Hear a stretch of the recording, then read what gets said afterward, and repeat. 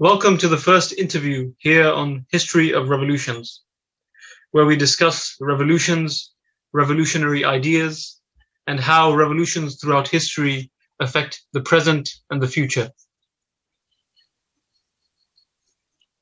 Joining me today is Muntadhar Zaidi, the famous Iraqi journalist who gained worldwide fame when, in 2008, he threw his shoes at George W. Bush. Today, we are going to be discussing the history, present, and future of Iraqi politics. Welcome, Muntadhar Zaidi. Thank you for this invitation.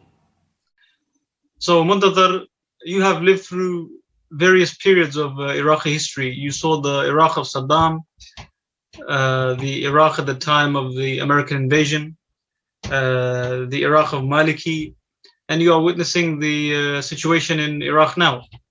So my first question to you is, how have you seen Iraq change?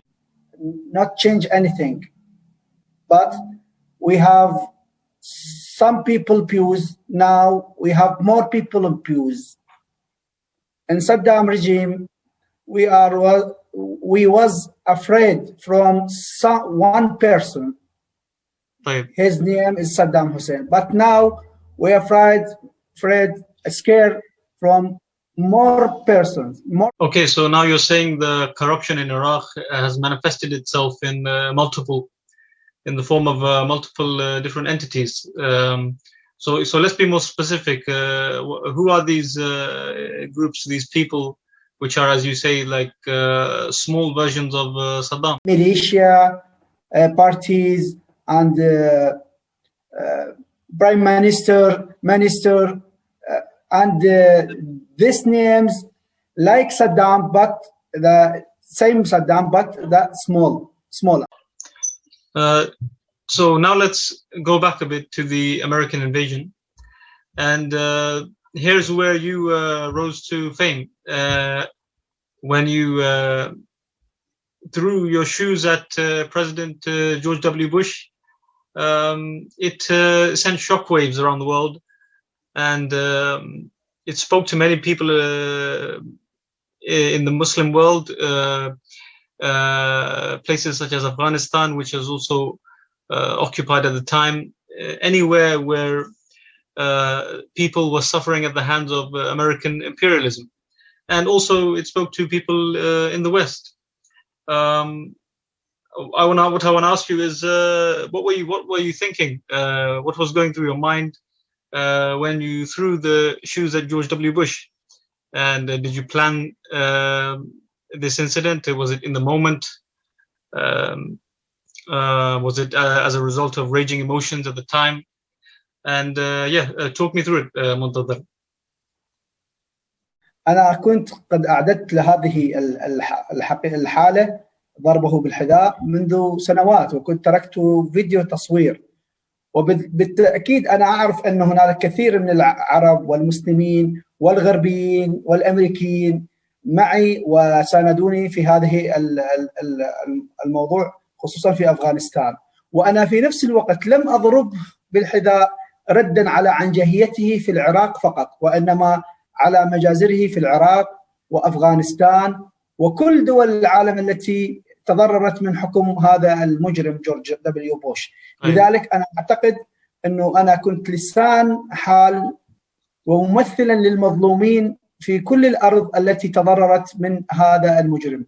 لذلك كان هذا الكاذب يوهم العالم أن العراقيين والأفغانيين سيستقبلونه بالورد وسيصفقون لجيش الغازي لبلادهم. وعلى العكس تماما، أن طالبان وتنظيم القاعدة هو مرفوض من المسلمين، من الأفغان ومن العرب ومن العراقيين. ومن وضع طالبان ومن قوى طالبان ومن جلس مع طالبان من رونالد ريغن وصعودا السياسة الأمريكية والCIA وغيرهم، هم من أسسوا القاعدة وطالبان وقووها، ومن ثم تخلصوا منها وجعلونا نحن الضحية. الأفغان والعراقيون والمسلمون والعرب هم أكثر من تضرر من تنظيم القاعدة وتفجيراته وقتله. نحن نشاهد كل يوم عشرات المسلمين في أفغانستان يقتلون بالتفجيرات الملغمة من القاعدة. You mentioned that the Iraqis reject Al-Qaeda and the Afghans rejected the Taliban, and that the majority of the victims of these groups have been Muslims. The majority of victims of the Taliban have, of course, been Afghans. The majority of the victims of Al-Qaeda in Iraq and Daesh have been Iraqis, have been Muslims in their own country. And you also rightly mentioned that Ronald Reagan in the 80s cooperated with the Taliban, and its foundations are rooted in the American Secret Services, in the CIA. And speaking of foreign influences, I want to move on to the next question, which is about the current situation in Iraq now. And now that the Americans have left Iraq, other foreign powers in the region, particularly Iran, have been very influential in Iraqi politics. And you said in one of your interviews that you are against both Iranian and American influence in Iraqi politics. So that being said, and given the current political situation, what's your message to Iran, and how can the Iraqi people gain independence, istiqlal? نعتقد أنه إيران هي بلد جار وبلد مسلم، ونكن له كل الاحترام، وعليه أن يحترم رغبة الشعب العراقي ولا يدعم سياسيين فاسدين في العراق. ليس لدينا مشكلة مع تركيا ولا مع السعودية ولا مع إيران ولا مع أي دول الجوار. بالنهاية هذه دول جارة ودول مسلمة ودول عربية، وليس عربية، هو مسلم وجار. لذلك نريد منهم تقوية العراق وتعزيز العراق واحترام إرادة العراق وعدم التدخل بشأنه الداخلي، بل ترك العراق للعراقيين. هذه الرسالة. نحن لا نعادي الشعوب ولا نعادي الدول الجوار ولا نريد مشاكل معهم، ونحن ضد أي تصعيد أو ضرب لدول الجوار من العراق. لا نريد العراق أن يكون صندوق بريد لإيصال الرسائل للسعودية أو لإيران أو لأي دولة أخرى أو لتركيا أو غيره. نريد العراق بلد يلعب دورا محوريا في المنطقة ويكون هو الوسيط بين المتنازعين، وليس طرف مع طرف ضد طرف في هذه الحرب اللي حرب النفوذ وحرب القوة والحرب الإقليمية الدائرة. طيب. So speaking of the Iran situation, there were recently protests, in particular in Basra, where the young people of Iraq took to the streets and they were targeted by militias. And one interesting thing I was reading is that these young people, they were actually accused of being Ba'athi, but that doesn't make any sense because these people were born after the death of Saddam. They didn't even see the... Yes, born after the Ba'ath gone. Exactly, yeah. So what's your message to people who have been throwing around such accusations? More than almost in the 17 years, 18 years. Okay. That means after receive the message to Iran, Saddam regime, these people against Iran regime, these people corruption policy, this youth against Iranian policy. But the truth, we are protest the corruption policy in Iraq, just in Iraq. لذلك نقول إنه الثورتنا اللي خرجت وتعرضنا لمحاولات اغتيال واغتيال، يعني كثيرا من شبابنا اغتيلوا على يد الميليشيات. الميليشيات هاي من تدعمها؟ تدعمها إيران. فدماء عراقية زهقت بيد ميليشيات تدعمها إيران، ولذلك نحن هذا الأمر نقف عنده أمام الله سبحانه وتعالى إن لم تكن هنالك محاكم في الدنيا تأخذ العدالة لنا.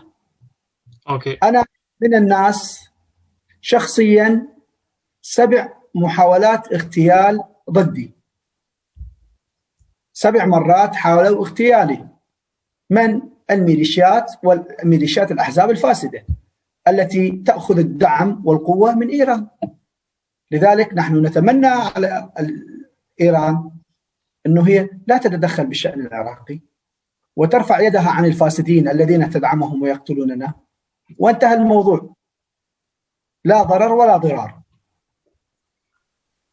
Okay, so speaking of the militia, what's your message, not just to the militia, but to all the political parties and to people like Al-Qaeda, Daesh, anyone who wants to divide Iraq and break the unity, and the people who are attacking the young people, saying things like Ba'athi and these kind of things.